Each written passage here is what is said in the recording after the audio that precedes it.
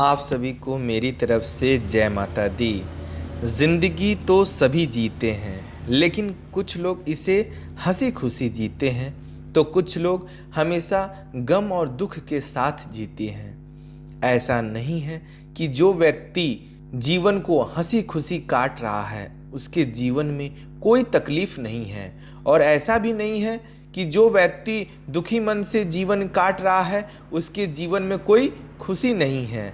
हर किसी के जीवन में सुख और दुख, खुशी और गम की बराबरी की हिस्सेदारी होती है। लेकिन ये ज़िंदगी को जीने का तरीका ही है जो कि इंसान को हर स्थिति में खुश रहना सिखा देती है और किसी इंसान को हमेशा दुखी रहना ही सिखा देती है।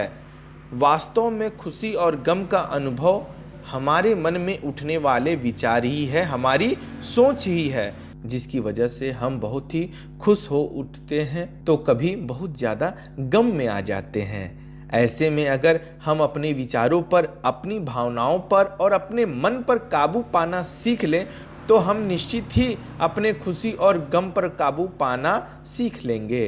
एक प्रकार से हम खुद पर नियंत्रण करना सीख लेंगे कि हम किसी स्थिति में कितनी देर तक दुखी रह सकते हैं, क्योंकि अगर हम जीवन में किसी एक दुख को लेकर हमेशा बैठे रह जाएं तो फिर हम शायद ही खुद को कभी खुश रख पाएंगे। इस बात को आप गौर जरूर करिएगा, इस बात की गहराइयों में जाने का आप प्रयास अवश्य करिएगा, क्योंकि अगर हम जीवन में किसी एक दुख को लेकर हमेशा बैठे रहेंगे तो हमारे जीवन में आने वाली खुशी भी हम लोगों को कम महसूस होने लगेगी। अब यह सवाल उठता है कि कैसे आप खुद के मन को नियंत्रित कर सकते हैं, कैसे अपने मन को शुद्ध रख सकते हैं। अपने मन को नियंत्रित और शुद्ध रखने का एक ही तरीका है, वो है जीवन के सत्य से खुद का मिलन करवाना, परमात्मा पे विश्वास करना, ये विश्वास दिलाना कि यहाँ पर जितनी भी चीज़ें हैं सब सिर्फ कुछ समय के लिए ही है। इसीलिए किसी भी चीज़ के साथ मोह रखना व्यर्थ है। मोह यानी उस पर विश्वास करना, उससे दिल लगाना, उसके प्रति प्रेम पैदा करना, ये मूर्खता ही है, क्योंकि ये सब मोह माया ही है। आप दूसरों के साथ भला कीजिए, किसी को कभी तकलीफ ना दीजिए। सही मायने में आपका यही व्यवहार हमेशा अमर रहता है और यही व्यवहार आपको आंतरिक शांति भी दिला सकता है। ऐसा करके ना सिर्फ आप दूसरों को खुशी दे पाएंगे बल्कि खुद को भी हमेशा खुश रख पाएंगे।